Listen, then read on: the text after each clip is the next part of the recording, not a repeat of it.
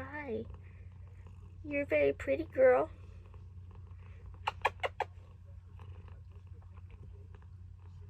This is much more enjoyable than actually watching this damn movie. What do you have to say about that, Smokey? She's falling asleep. Why are you so cute? Carly works at a ski resort. Scratch that. This is her last day. She talks to the owner, Allie, about the next big thing. She tells her she's going back home to work at the family business. The family business of she being a princess. So what's your plan? I'm going back to my family business at home. I know how much work it can be. You know, my parents made this place what it is. I've just tried to keep it alive. So you have been our assistant event planner for about a year, and you're going back to Europe, right? A small country in the Alps no one's ever heard of. Oh, one of those ones where they still have a king. He's more like a mayor. Allie tricks her into staying to help with the snowball, and we find out we're in Aspen. You guys say Colorado! David and Jesse arrive. Something about arranging or managing the place. I don't know. I kind of tuned that section out. So Jesse and Allie are brother and sister. But besides that, Brittany, Carly's roommate, goes to tell her goodbye and reveals that she's staying a bit longer to help with the snowball. Also that her family lives in Europe. Please do not tell me she's the Queen of England, or at least the daughter of the Queen of England. Allie asks her brother to help out because of the employees who quit, and he agrees. As for Carly's father, he's not taking too well that her new plans of wanting to stay a few more days to help out are not in part of his schedule. You're literally across the Atlantic Ocean, and it'll take 4 days anyway, so what's going to stop you? He gives her the okay after some convincing, and we cut to her hurrying back to the lodge. Carly drops her hat, and Jesse goes to pick it up, only to be nearly hit by multiple cars. These cars are going at high speeds in snow and not slowing down for pedestrians. Lady, your power? Use it here. Do something. Reprimand them. Something. They almost killed a civilian. And what luck. The ballroom is flooded. They have 10 days to find a place, and in that short a time, trouble is sure to come. Jesse comes over to visit as Carly seems to be acting weird after hearing he works for the Aspen real estate. So, Carly, where are you from? Europe. So Alice. Which part? Central. So Alice. Done a really good job of losing your accent. 4 years of American boarding schools. Jesse and Carly are partnered up as the two get to work. She tries to show him around. Doesn't. His sister owns the place, so that would mean he kind of actually knows the place, so I guess showing him around wouldn't do much. I mean, to be nice for decoration-wise, I don't know what she expected. But I get it. Maybe just to show where we're going or who we need to talk to, or why don't you go and talk to some plumbers? Are you sure he's not from royalty? Because he's acting like a spoiled brat. After calling a couple of places for banquets with no luck, Jesse has a great idea of hiding in the lobby of the resort. But because that would break many handbooks and most likely get the place shut down, they cross that off their list. With no clues where to go, they get an odd request from one guest, a very special guest to Carly. She rushes over to her brother Gus, and Carly and Gus are twins. And he's come because she, staying here, will miss their birthday. But, in all honesty, there are moments when I feel you've forgotten us. The importance of your true job. The job you were born into. The job that every girl in the world only dreams of. Princess of Landora. Andorra. Hold on, let me Google real quick. Andorra is a tiny independent principality situation between France and Spain in the Pyrenees Mountains. It is also known for its ski resorts and tax haven status that encourages duty-free shopping. Andorra is parliamentary co-principality, which is the president of France and a Catholic bishop of Urgell, which is in Spain, as co-prince. This peculiarity makes the president of France in his capacity as Prince of Andorra as an elected monarch. Going down further, although he is not elected by a popular vote of the Andorran people. Who knew? Good job, Hallmark. You actually made me look up a small country, find out some history about it, and actually kind of want to go and visit. Good job, movie. Good job. So it turns out Gus and their dad didn't have much of a father-son relationship, Carly being the middleman for them to talk through. Her leaving should have brought them closer, but no. And Prince Emil. Who the fuck are you people? They talk about the ball for a bit. She reveals, however, that they do not know she's a princess, and she wants it to stay that way. Gus and Prince Emil also agree to hang around as commoners and have fun. They literally just snowboard. I mean, I guess in a place like this, what other fun can you do besides go off giant hills and... Yeah, that's it. Oh, no reason. I think it's good that the two of you rekindle your friendship, as you call it. And if it gives her another reason to return to Landora... Wait, it's not Andorra, which is a country in Europe, which we discussed. It's Landora. What is Landora? Okay, Andorra. I could see. No one would really question it. Hell, I could take if she was the Queen of England's granddaughter, or hell, Luxembourg, that was just mentioned not even a few seconds ago. Why a fake name? There are so many countries you could have picked from, and no one would have batted an eye, honestly. They would have been like, oh, this place has, a king, queen, prince, princess.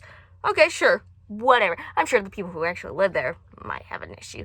But you had to make up a name?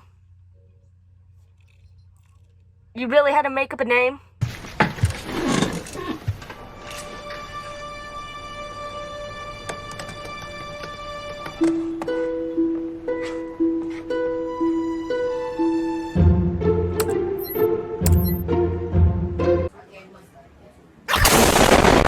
Jesse meets Gus and Emil.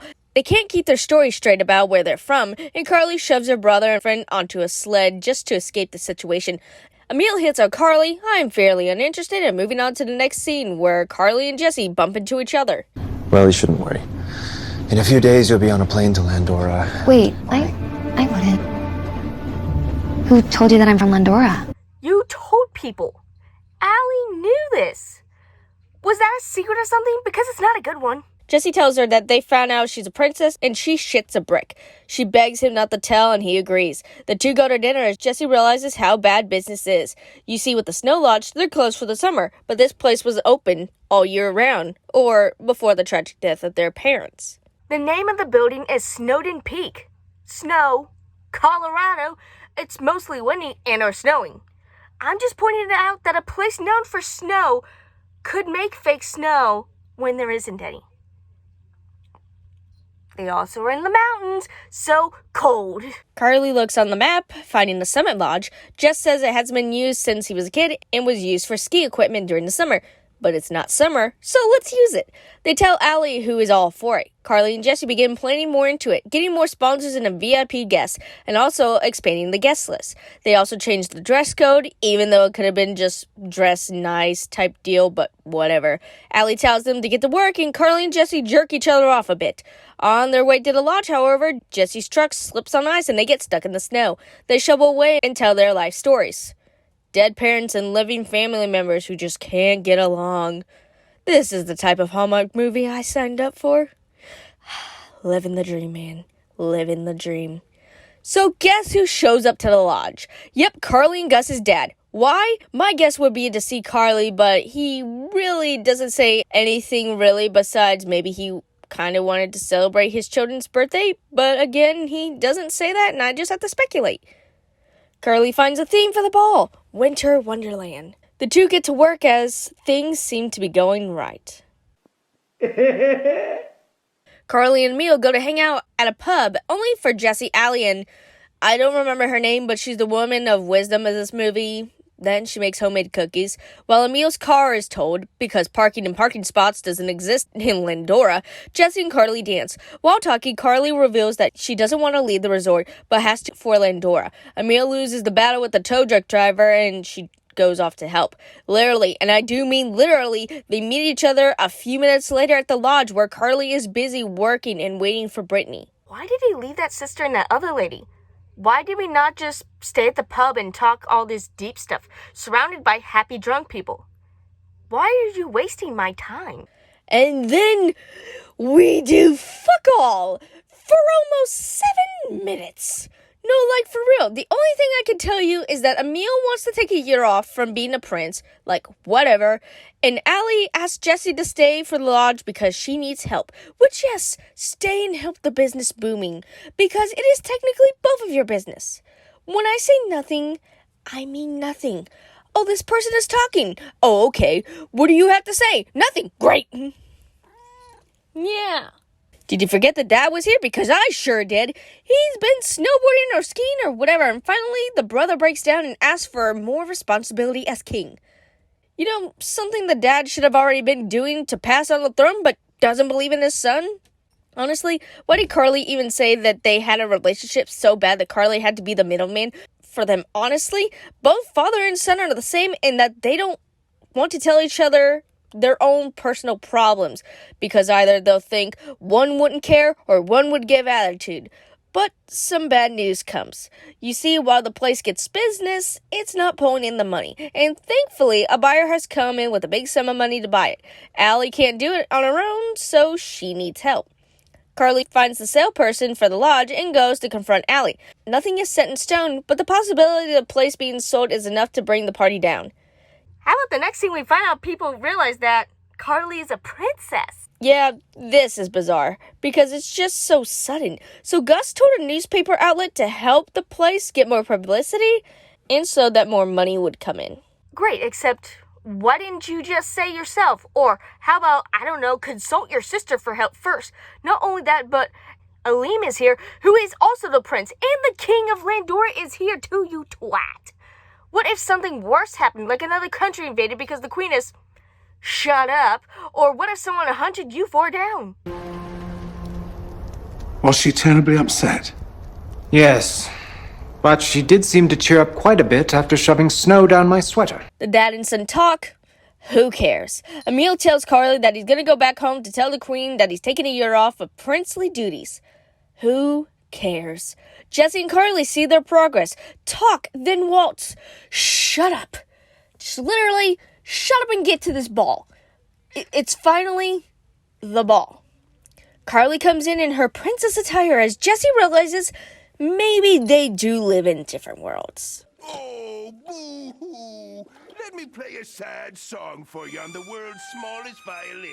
Gus tells Carly that their dad has allowed him to become king for the next year or two, and the two are given one single cupcake because today is their birthday. And for some reason, now we're getting a random plot that Brittany, Carly's roommate, also likes the prince, and they dance. Cheers, I'll drink to that, bro. Jesse and Carly meet up. Carly tells him that she's choosing to stay here, as Jesse tells her she shouldn't, because that would mean walking away from her family, and he's already done that, so he doesn't want her to do the same. Her family has no trouble coming over when she just wanted to stay a few extra 2 weeks. She's fine. The dad shows up, and as happy as Carly is, she's still thinking about Jesse. Ellie has good news that people have booked the venue for the summer, and the dad wants to meet Jesse, even though he hasn't realized that he already has. Jesse opens up that he likes Carly, but because they come from two different worlds, they can't be together. The bitch sounds like he's in a Disney movie. When was it written that you two could not meet whenever or text or email each other? We come from different worlds. Bite me. Carly and her dad talk. He allows her to stay here, and it's all thanks to someone who opened his eyes. Jesse says he's staying as well to help Allie and reveals that Carly is here to stay as well. The three hug. After everyone leaves, Jesse and Carly pour out their hearts and kiss. Good. I like the location. Snow Lodge that is holding its 50th anniversary. I like the bakery lady, whenever she is on screen, of course.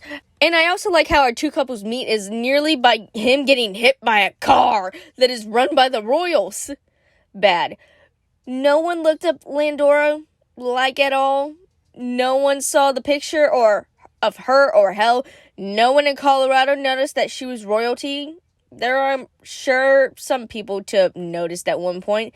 And also, Landora, no one's heard of it. Not one person decided to look this up. I'm sure her and her family have been on the news a few times, so I'm sure her face would be recognizable at some point. I don't feel any chemistry. I don't see what Emil likes about Carly besides being told he has a crush on her. I don't see how Jesse and Carly even got together because she was embarrassed at first, then felt like she didn't really feel like the two could work together because of their progress on doing things. Then suddenly, they're together now. How about the dad and Gus? They in no way argue or do anything to show the two have a distant relationship. It's more distant with Carly and her dad than anything. I do not understand how we could have so much plot that does nothing. Characters that are supposed to move the plot that don't, or give some insight onto themselves and grow as time progresses. But all of this comes to nothing. They talk, and yet it reveals nothing. It does nothing. Oh, I'm sorry. You tell me that Gus and the father have a terrible relationship, but can you show me that? Okay, cool. No? Alright, awesome. There is nothing here. Okay, cool. Tell me about this character.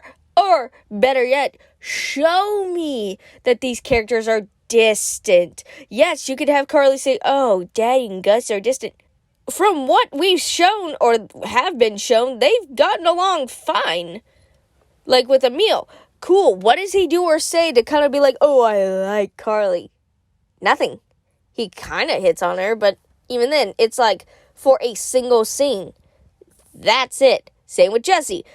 Like, how does he feel about all this? Nothing. They do. Nothing.